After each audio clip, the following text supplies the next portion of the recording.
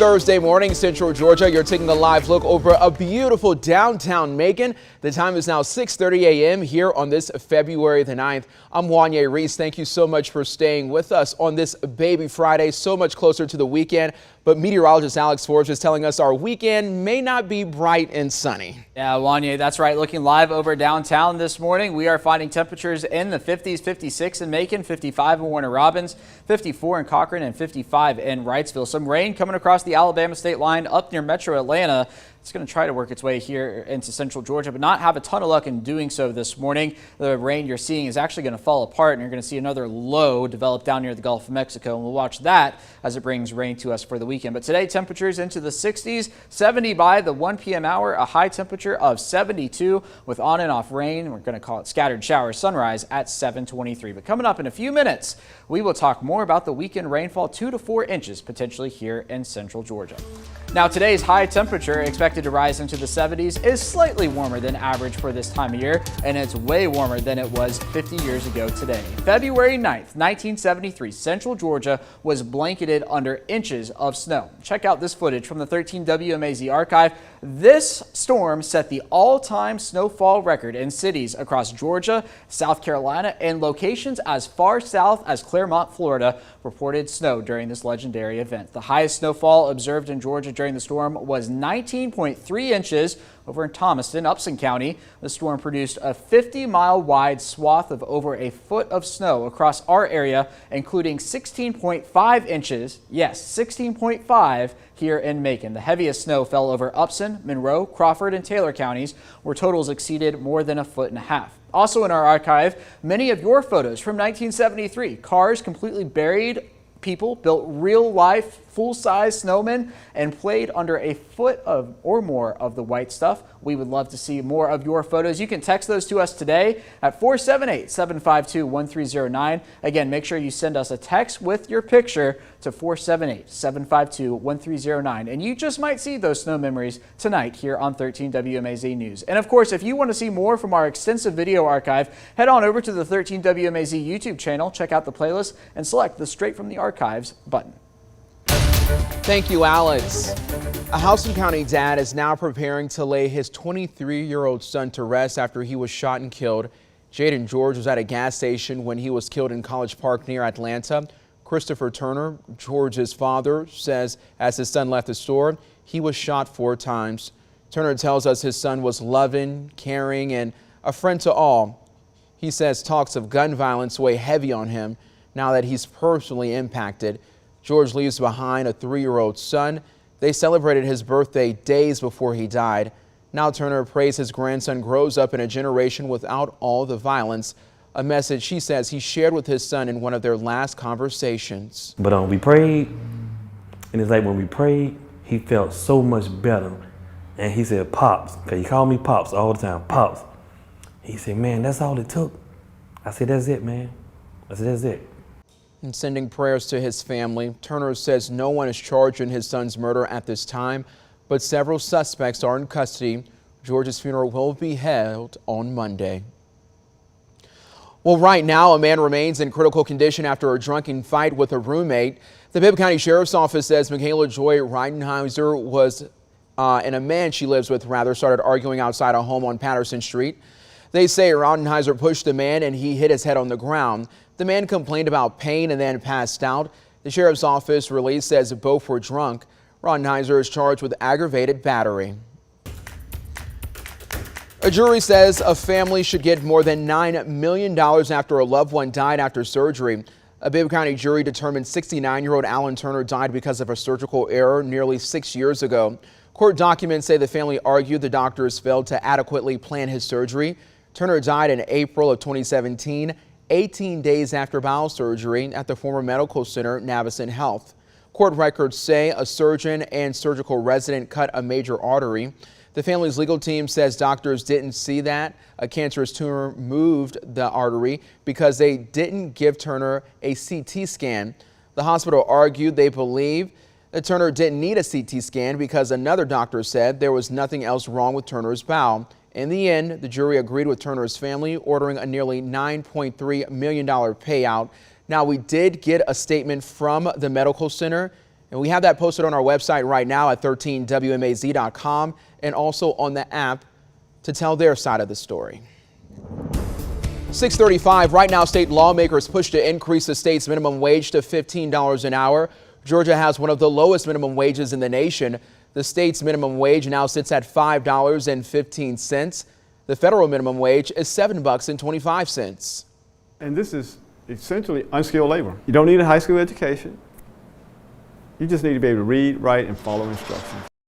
Carl Frambro, the owner of Fran Carr's Buffalo Wings, says the biggest issue his business faces is getting people to work in the first place. Right now, he pays his 2 full-time and 7 part-time employees $10 an hour. State Representative Dewey McLean filed House Bill 241 last week. He proposes the state raise its minimum wage by about $10. If we did this, half of the working Georgians can at least make $31,200 a year. Because, you know, we've got 38% of the population of working Georgians that do not make that amount. McLean said that he'd like to see Georgians be able to vote for the bill. This is the 6th time in his 10 years as state representative that he's tried to get a minimum wage increase. Democratic State Representative Stacey Evans filed another bill to allow local governments to set their own minimum wage. Other bills making their way through the state legislature right now. State Senator Tanya Anderson reintroduced the Crown Act. She hopes the bill can bring equality and ban discrimination against black people and their natural hairstyles. The Crown Act is getting some traction already. This week, it got assigned to a committee. The legislature is seeing a new gun bill about every day this session. One Republican introduced a bill requiring law enforcement to not enforce federal gun restrictions. Another Republican-backed bill stiffens penalties for crimes committed with a gun. Democrats introduced bills that would require universal background checks, a 3-day waiting period for gun purchases, and tighten the rules for storing firearms. Ahead of road work next week, we're making sure you're aware early. People in Bibb, Crawford, and Peach counties, you might want to listen up. Starting on Monday, GDOT contractors will begin fixing concrete slabs on I-75 South. GDOT says the construction will run from Starters Church Road all the way down to the exit at Hauser's Mill Road. It's a little over 10 miles of work, and it will have nightly closures beginning at 9 p.m. The northbound lane fixes will begin along that same stretch after the southbound ones are complete. Well, many of you will watch the Super Bowl, but more of you might tune in just for the commercials. Why advertisements are just as important as the game is coming up next. Plus, we're taking a look at Central Georgia's entertainment scene, what you can expect to see happening this week. Scene 13 is coming up next. The time is now 6:38. Alex has your full forecast for you, Central Georgia. Hey, good morning, Wanya. We are looking live over downtown at a very dry downtown, but don't get used to it because in the days ahead, we've got plenty of rain on the way to Central Georgia. So temperatures this morning, much warmer than they should be for this time of year. 56 in Macon, 55 in Warner Robins, 52 waking up in Dublin. We got 54 down in Perry, 54 in Cochrane, 59 in Unadilla, and 57 waking up in Monroe County this morning. The radar is spinning around from Jeffersonville, finding some rain over Troup and Heard County, and then more back over into Alabama. That is part of a cold front that is continuing to push towards Central Georgia. But notice here in the last few scans, the rain is beginning to fall apart, and what we're actually going to see is down to the south, down along the Gulf Coast, another low pressure develop, and that's what's going to bring us the rain by the time we get into tomorrow and for the weekend. So through the morning hours, maybe a shower up to the north, otherwise overcast skies, a wind coming in out of the south, and then later today, a few scattered showers will be possible, and into the evening tonight, maybe even a locally heavy downpour or two.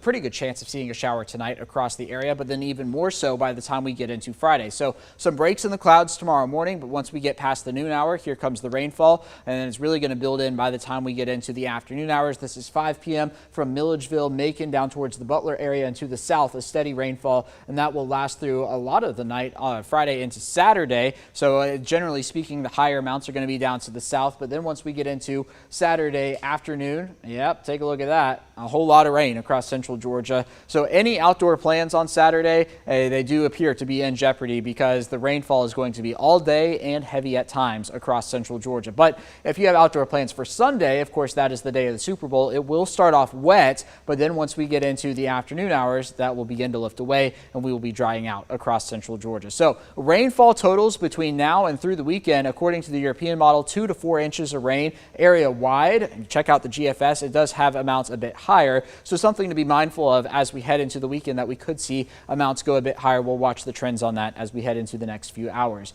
And as I alluded to at the top of the hour, or the top of the half hour today, the 50th anniversary of the 1973 snowstorm. So that bullseye I was talking about, Monroe, Crawford, Taylor, Upson County, that's where they got more than 18 inches of snow, but a lot of central Georgia saw over a foot of snow. Perry, Warner Robins, Irwinton, Sandersville, head over towards Gray, Milledgeville, even over towards Jeffersonville, getting in on over a foot of snow. So certainly one to remember. Today, high temperature is 72, on and off rain with a few scattered showers. And over the next 3 days, we're going to be talking about a steadier rainfall, especially for Saturday. That is going to be the wettest day of the next 3, drying out on Sunday into next week, into Valentine's Day week. Highs back into the 60s, 69 for Valentine's Day, 71 by the time we get to Wednesday. As we head to break, it's time for another Black History moment. In today's moment, we remember Lucy Craft Laney. Her love of educating children earned her statewide recognition. Born in Macon, she was reading and writing by age 4. Today, there's a school named in her honor in Augusta. In 1883, she opened a school for African-American students, later offering the state's first class for kindergartners. Laney is among the first African-Americans to have her portrait displayed in the Georgia State Capitol. To learn more about Lucy Craft Laney, text moments to the number on your screen, 478-752-1309. We have a special section of our website dedicated to this series. We'll send the link directly to your phone. Be sure to stay with us. More news and weather coming your way right after this break.